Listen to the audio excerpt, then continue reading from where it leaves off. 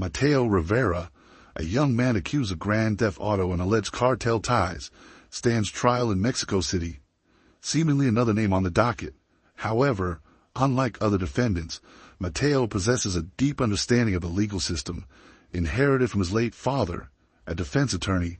With the prosecution confident in its case, Mateo shocks the courtroom by deciding to represent himself. Using his sharp intellect, he dismantles the prosecution's argument, exposing inconsistencies in police testimony and suppressed evidence that proves he was falsely accused. The case unravels before Judge Herrera's eyes, leading to its dismissal. As Mateo leaves the courthouse, Judge Herrera, once dismissive, now sees him in a new light and suggests he pursue law. Outside, Mateo is met with media attention and his relieved mother, knowing his fight is far from over. This experience fuels his determination, not just to clear his name, but to challenge a flawed justice system. Judge Santiago Herrera thought he was sentencing another low-level thug. Just another name on the docket, another case to close before lunch. He had seen countless men like the one standing before him, young, cocky, thinking they were untouchable. The defendant's rap sheet was lengthy, but today's charges were particularly serious. Grand theft auto, resisting arrest, and suspected ties to organized crime. The air inside the Mexico City federal courthouse was thick, almost suffocating. Rows of spectators filled the gallery, murmuring among themselves as they watched the scene unfold. The defendant's table looked too big for the man standing beside it, hands in his pockets, chin lifted just enough to show he wasn't afraid. Mateo Delgado Rivera, 24, was accused of stealing a luxury SUV belonging to a high-ranking government official. The case had already drawn significant attention because of who he was, allegedly a key enforcer for the cartel de Los Sols. The prosecutors made it clear that they weren't just after a car thief. They were after a message, a warning to anyone who thought they could defy the state. But Mateo wasn't just some street-level criminal. He had spent years preparing for this moment. Not this exact one. He never planned on standing here as a defendant, but he knew the courtroom like the back of his hand.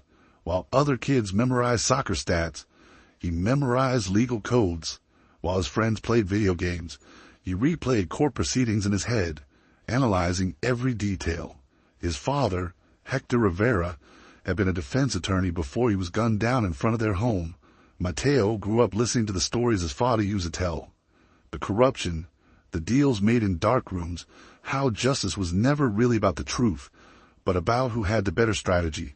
Judge Herrera leaned back in his chair, fingers drumming lazily against the polished wood of his desk.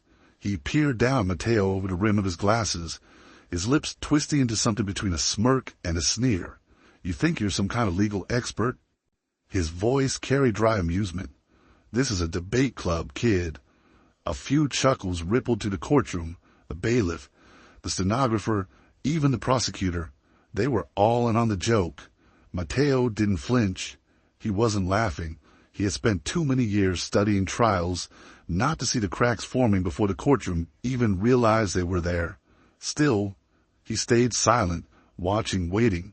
The prosecutor, Ricardo Mendez, rose from his seat with the confidence of a man who had already won. His suit was crisp, his tie perfectly knotted, and his voice carried that rehearsed authority of someone who had delivered the same speech 100 times before. "Your Honor, the state will prove beyond a shadow of a doubt that the defendant, Mateo Rivera, was caught red-handed in a stolen vehicle, a 2023 Land Rover registered to Minister Antonio Vargas. Security footage places him near the vehicle moments before it was taken. Officers pursued him to the city, where he allegedly attempted to flee before being apprehended. His fingerprints were found on the steering wheel. The prosecution submits that the evidence speaks for itself." The words landed with weight. The crowd in the galleries shifted, whispering among themselves. On the surface, it sounded damning. A stolen car, a chase, an arrest. Judge Herrera glanced at Mateo, then turned back to Mendez. "Go on."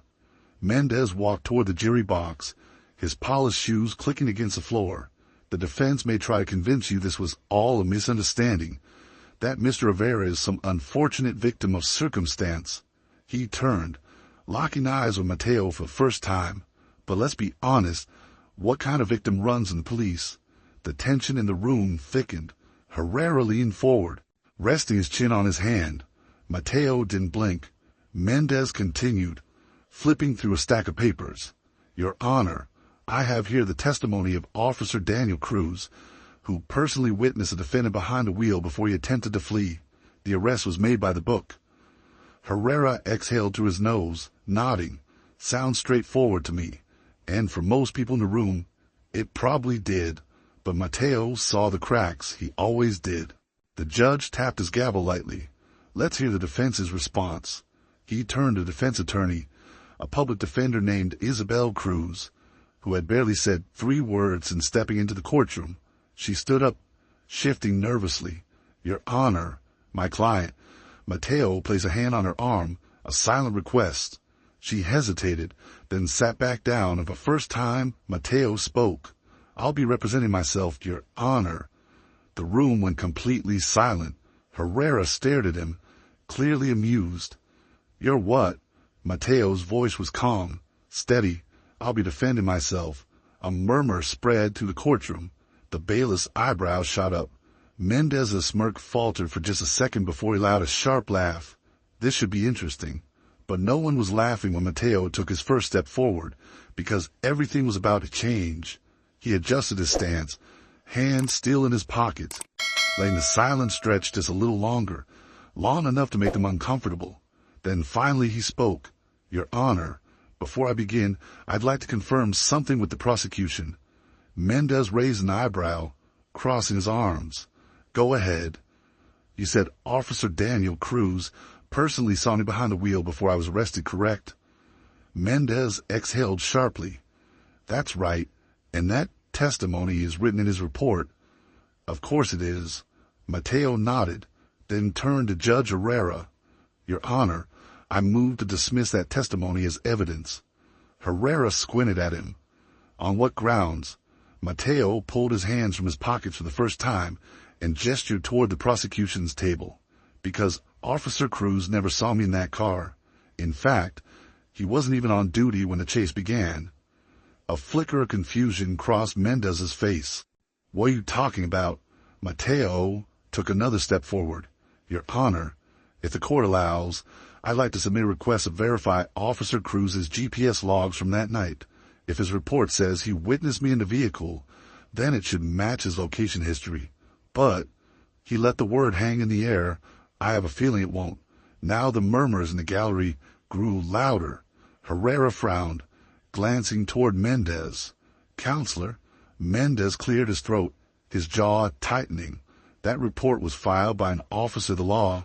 Your Honor, are we really going to take the word of a defendant over a trained professional? Mateo gave a small, almost casual shrug. If the officer was where he claimed to be, the GPS data will prove it. But if he wasn't, the courtroom was silent, but the tension was deafening. Herrera sighed, rubbing his temple. Does the prosecution have any issue with verifying the officer's GPS logs? Mendez hesitated, just long enough. The jury noticed, the gallery noticed, and most importantly, Herrera noticed. Mateo took a quiet breath. If Mendez was confident in his case, he wouldn't be stalling.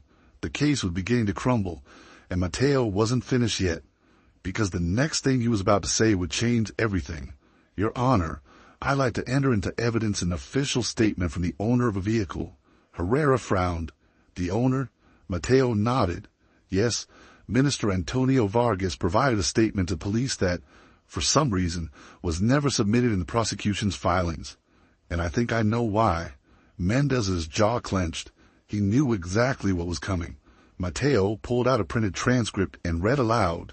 I left my car running when I ran inside the gas station. Some kid must have jumped in and taken off, but it wasn't the guy you arrested. I saw the kid, and he was white. A collective gasp rippled through the courtroom. Judge Herrera let out a slow breath. The case was unraveling fast, and for the first time the courtroom wasn't laughing anymore. Mendez stepped forward, scrambling. Your Honor, this is irrelevant. The defendant was caught in possession of the vehicle. Mateo shook his head. No, I wasn't.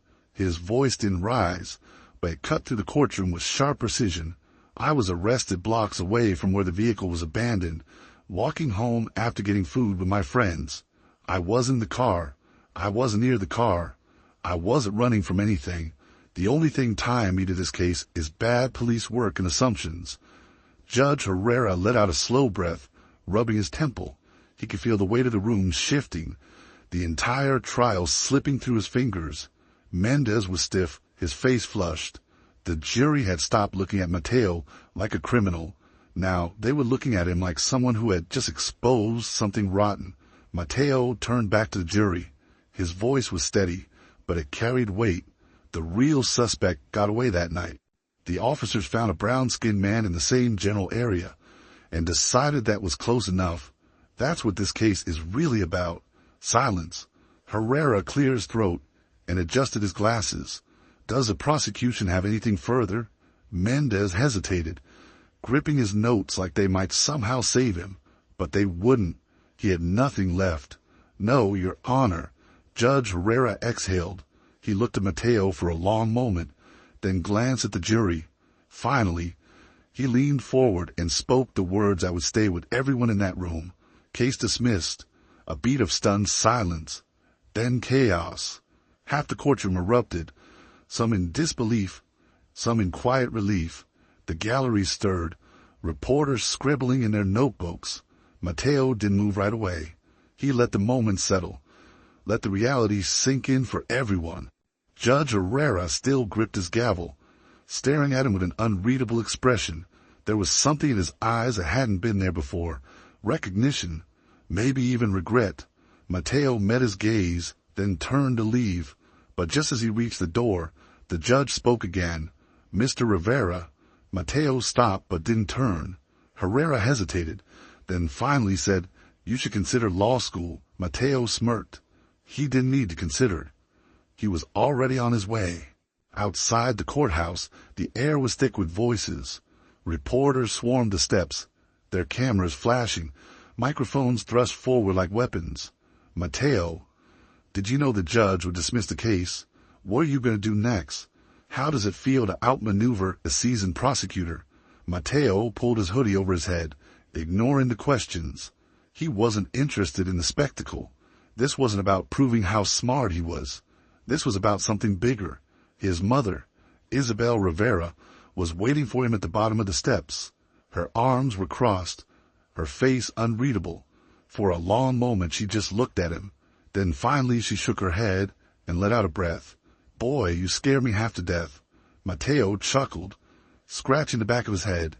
"Had to take a risk, Ma." She stared at him a second longer, then pulled him into a tight hug. "You always were the stubborn one." The cameras kept flashing, but Mateo wasn't paying attention to them anymore. Across the street, standing by his car, Judge Herrera watched. His posture was different now. The arrogance was gone. His expression wasn't amused anymore. It was something else, something closer to reflection. He hadn't expected this case to be anything more than routine. Just another day, another defendant, another guilty plea. But now he knew he'd remember this one. Because Mateo had done something most people never could. He made the system look at itself. And for once it blinked first. Here's the real lesson. How many other cases had gone this way?